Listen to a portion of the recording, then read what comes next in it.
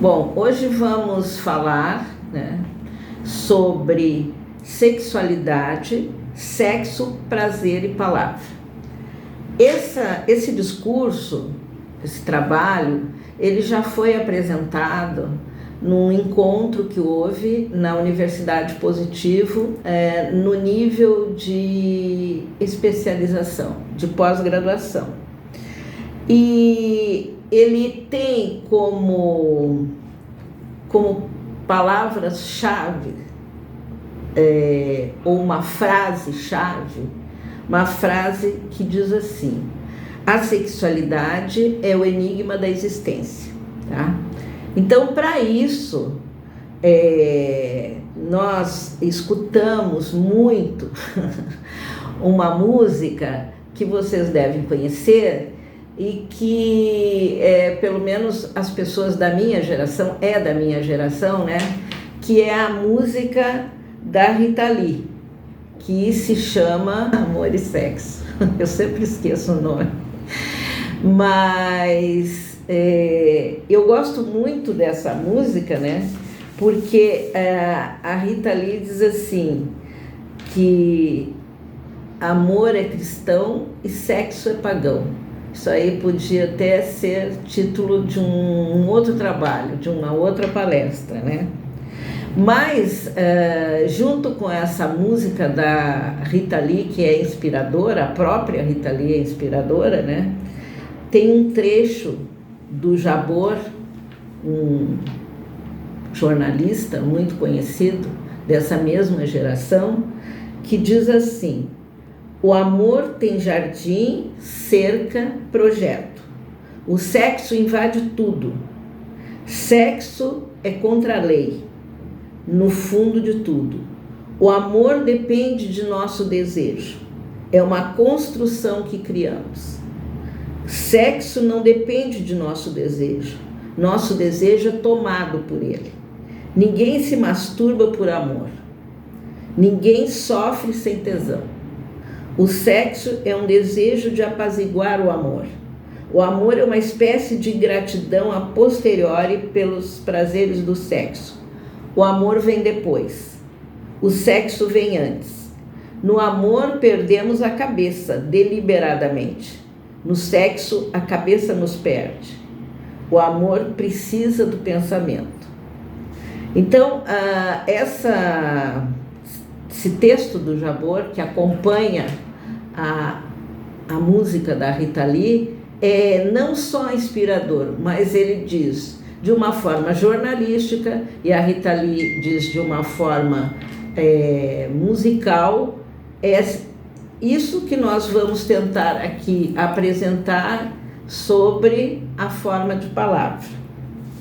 Então, sobre a sexualidade, Freud, né, já nos trouxe o fato de ter inscrito a sexualidade como elemento constitutivo dessa existência, operando não apenas pelo viés biológico ou da reprodução, mas no campo pulsional. Então, esse é um outro conceito fundamental do Freud, o conceito de pulsão, porque pulsão é diferente. Um estado pulsional, digamos assim, é diferente de um estado biológico. Estado biológico é aquele de que todos nós, como animais, participamos, né? É o evento da reprodução. Sobre essa questão da pulsão, o Lacan também escreve a respeito do Freud também, quando ele diz o seguinte: desde os 13 ensaios sobre a teoria da sexualidade, Freud pôde colocar a sexualidade como essencialmente polimorfa e aberrante. Lá nos 3 ensaios sobre a sexualidade, o Freud mostra, é um texto muito interessante para dar uma abertura a essa questão da sexualidade, que a criança, o bebê, tem essa sexualidade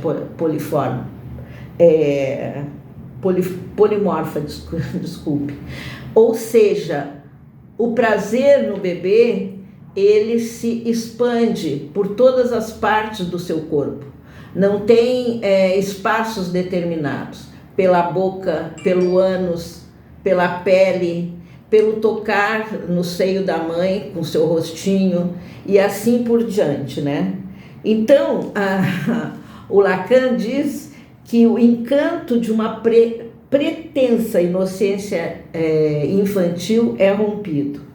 Essa sexualidade se impõe tão cedo, quase tão cedo demais, e nos faz passar depressa demais pelo que ela representa na sua essência. É a saber que, em relação à instância da sexualidade, todos os sujeitos estão em igualdade, desde o bebezinho, desde a criança até o adulto, e que ele só tem a ver com aquilo que da sexualidade passa para as redes da constituição subjetiva, para as redes do significante, que a sexualidade só se realiza pela operação das pulsões, no que elas são parciais em relação à finalidade biológica da sexualidade. Isto é, as pulsões são parciais e a finalidade biológica é direta, né? É a reprodução direta. Bom, esse é o comentário do Lacan em relação à teoria das pulsões do Freud, e é a nossa base para apresentar alguns fenômenos que ocorreram, né? E que trazem, assim, de uma forma bem explícita, né? Como a questão sexual foi e é importante. Mas nós podemos buscar essa importância, por exemplo, na história recente, né? Quando nós falamos de uma revolução sexual. Essa revolução sexual que se deu por volta dos anos 70 é um sintoma do nosso tempo. E mostra e apresenta como característica uma sociedade permissiva, ou seja, em termos de sexo e sexualidade, tudo pode, né? As características dessa revolução sexual são a abertura de espírito, vida romântica e desordenada, liberdade sexual, amor livre. E isso aí apareceu muito, nós vimos muito isso, principalmente nos Estados Unidos, na costa oeste, na Califórnia, né? Lá, né, nós temos a grande importância do movimento hippie, do movimento psicodélico, black hair, uso público da maconha, né? E outros chavões que nós conhecemos dessa sociedade ou revolução sexual que se concentrou ou eclodiu a partir desse momento, principalmente nos Estados Unidos, né?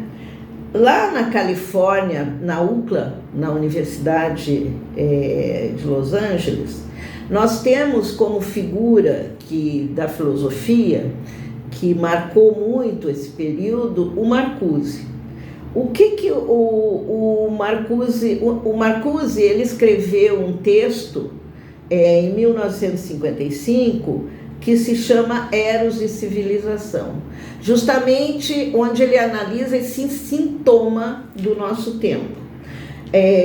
Eu até tenho aqui no meu livro, Memórias de Significância, um pequeno texto, né? Um comentário sobre a temática marcusiana no interior da Escola de Frankfurt, aonde eu escrevo tanto sobre o Marcuse como o William Reich, mas principalmente sobre o Marcuse e a importância que ele tem nesse momento histórico.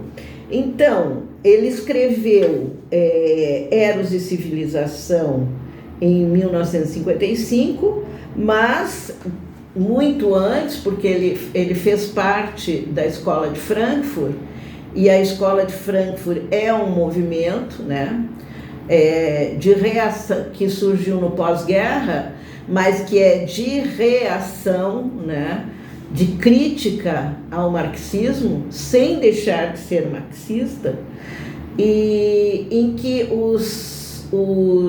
na época, né, desse pós-guerra, esses autores da Escola de Frankfurt, eles foram banidos. Então, muitos migraram para outros países, para a Espanha. O Benjamin, por exemplo, durante a guerra, ao atravessar a fronteira da França para a Espanha, ele se suicida, né? Então, esses autores são marcados, né, por essa dor da guerra e o fato de serem judeus, mas eles não deixam de levar para outros lugares essa contribuição de crítica ao marxismo sem deixar de serem marxistas. E o Marcuse faz isso nos Estados Unidos, principalmente nesse momento da Revolução Sexual. Então vejam, já em 41, né, ele escreveu Razão e Revolução, e além de Eros e Civilização, de 55, 10 anos depois, ele escreve Cultura e Sociedade. Bem, o que ele pretende? Ele pretende, a partir da teoria freudiana, né, em que muitos dizem que a teoria de Freud é pessimista, isso não é bem assim, mas nós podemos pensar a partir da teoria freudiana e desse pessimismo, né, pseudo-pessimismo, mas disso que revolucionou de uma certa forma, que deu um tipo de nostalgia, né, um tipo de algo que não ia bem, né? O Marcuse apresenta, né, quais são as características, né, dessa sociedade contra a qual nós estamos nos revoltando, né? Já que os textos deles sempre falam de uma revolução. Ele vai buscar de Freud o princípio de realidade e fazendo a crítica, né, e aproveitando a teoria marxista, como ele aproveita a teoria freudiana, o princípio de desempenho. E vai dizer que esses dois elementos eles estão incrustados no capitalismo, principalmente no capitalismo de mercado, e mais além que isso abre a porta para que isso se instale na subjetividade, né? Então, que essa hegemonia do capital e do capitalismo degrada a subjetividade, né? Nós podemos até ligar isso aí a um tema que nós temos visto bastante, que é o discurso capitalista do Lacan. O que é esse discurso capitalista? É um discurso engessado, onde os significantes, o significante mestre e os demais significantes, o sujeito e o objeto, eles não circulam, ou seja, eles não têm ar nessa sociedade. O capitalismo é isso, é uma sociedade que parece que liberta, mas aprisiona principalmente nossa subjetividade. Então, essa revolução sexual, né, dos anos 60, 70, ela justamente é isso, é uma busca de ar, de respirar, né, a partir desse status quo que temos nesse momento. O Marcuse enfoca também, né, nessa questão da dominação social, a luta de classes. Só que não é mais aquela luta de classes lá de quando Marx escreveu o Capital, né? Classe camponesa, classe trabalhadora. Pode ser qualquer classe, estejamos nos reunindo e fazendo parte de algum grupo social, que nós dizemos que é a nossa classe social. É contra isso que esse movimento se insurge. Hoje, por exemplo, acho muito interessante quando a gente fala em classe, né? Nós não temos mais essa classe que Marx falava, mas nós temos outras classes. Estão aí os sindicatos, estão aí um exemplo que eu acho assim cruel, né? Perverso, para usarmos as palavras da psicanálise, por exemplo, a classe que reúne os motoristas de Uber. Os motoristas de Uber, eles pertencem a uma determinada classe, mas eles não se reconhecem nessa classe nem para reivindicar, porque eles não podem reivindicar, porque eles têm que trabalhar, eles dependem daquilo. Então, são prisioneiros desse detalhe da sociedade capitalista. Então, a revolução sexual, naquele momento, justamente se insurgiu contra esses determinismos da classe dominante, né? Da sociedade capitalista, que nos Estados Unidos, muito diferentemente desse capitalismo selvagem que a gente conhece mais, tinha uma grande promessa de ócio, de entretenimento, de prazer organizado e etc. Outro ponto importante, além dessa reivindicação social abordada aí pelo Marcuse, é a questão da mulher nesse momento. A mulher se torna uma mulher não mais estigmatizada e de alguma forma dependente do seu destino biológico, isto é, procriar. Nessa época, né, se dá a liberação do aborto e a luta que se trava na sociedade burguesa através de formas alternativas da sexualidade, como a homossexualidade.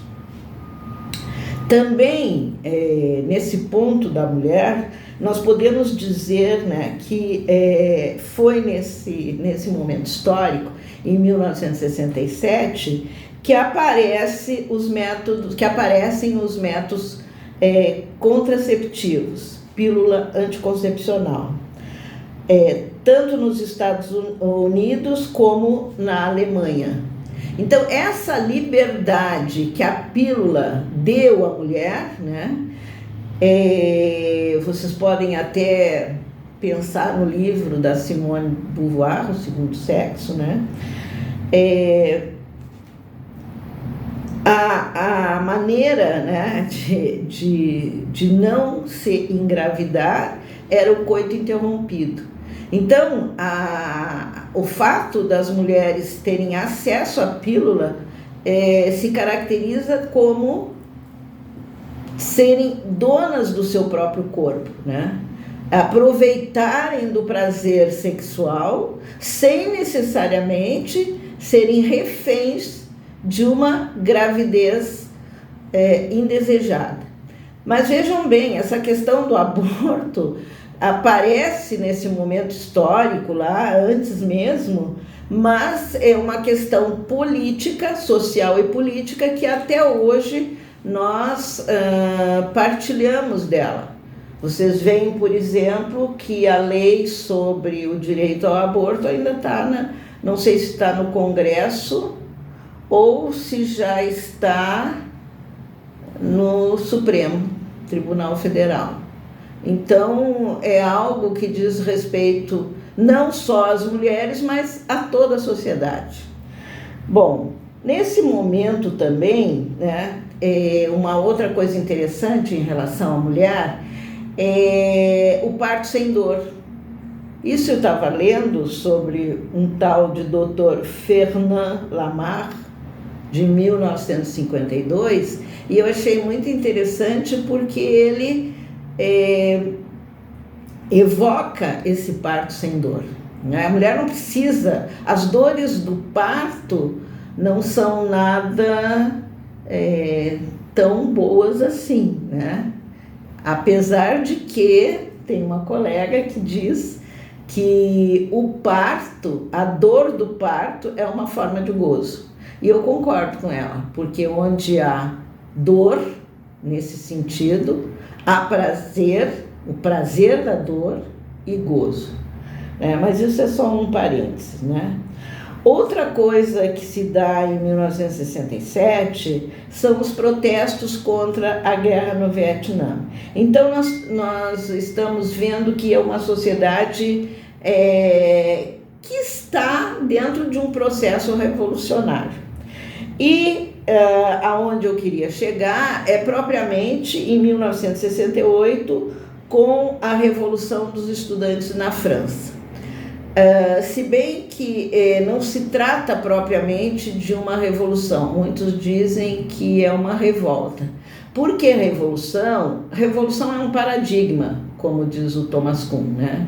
O que é uma revolução? É uma mudança de um paradigma. Na verdade, nessa Revolução de 68, que eram os estudantes universitários que reivindicavam em Nanterre os meninos dormirem no dormitório feminino com as meninas e vice-versa, não se trata de uma revolução, mas de uma conquista, né? E essa conquista está dentro desse diagnóstico do nosso tempo, dessa sociedade mais permissiva. Essa revolução de 68 na França, nós podemos dizer que foi uma revolução em curso, ou seja, ela se apresenta como alguma coisa em construção, né? Como a gente diz, em construção mesmo, né? Tem até o seminário do Lacan, deixa eu pegar aqui, que esse seminário aqui do Lacan, 17, em que a capa é um estudante confrontando o policial, né? É muito significativo, né? Ou seja, a Sorbonne, que sempre se caracterizou por uma universidade conservadora, né? Onde os grandes mestres, né, atuavam, os mestres e a universidade foi confrontada pelos estudantes. Tem um pequeno texto aqui que eu queria apresentar para vocês, que diz o seguinte: ela ganha esse corpo, né, essa construção, ela ganha esse corpo que se chama sintoma, que ela demonstra onde é o refúgio disso que se chama verdade, porque a ciência reduziu o saber a um saber puro, que não tem nada a ver com o real, nem ao mesmo tempo com a verdade, porque o saber da ciência é em relação ao real o que chamamos em lógica de complemento de uma linguagem. Isso funciona ao largo do real, mas sobre o real isso morde. Os estudantes são o sintoma dessa mutação. E o paralelepípedo, naquele momento que eles jogavam contra os policiais de cacetete, e eles lutando com as armas que tinham, que eram os paralelepípedos da rua, querem maior materialidade do que isso, as pedras, né, que formam o chão por onde eles passam. Então, é uma desconstrução dessa via. Então, o paralelepípedo preenchia a função de objeto A. Então, o que nós podemos dizer desta revolução? Tem muitos textos sobre a revolução sexual, a revolução de 68 na França, tem muitos comentários, mas isso eu deixo para vocês escolherem livremente, porque o que eu quero trazer dessa revolução, desse movimento estudantil, que se apresenta como um sintoma em construção, o que eu quero trazer é que